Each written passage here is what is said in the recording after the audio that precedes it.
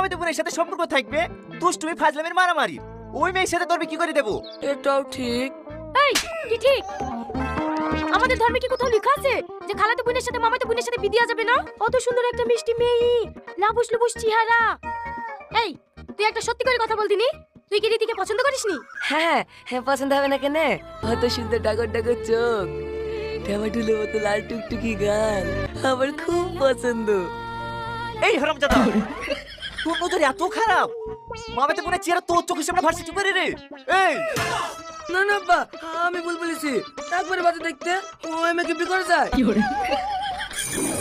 এই বিয়ে করা যাবে না মানে? আমার কথা দেওয়া হয়ে গেছে, তোকে ওই মেয়েকে বিয়ে করতে হবে। কি বলছি বল? কি বলবো আব্বা, বিয়ে করতে হবে?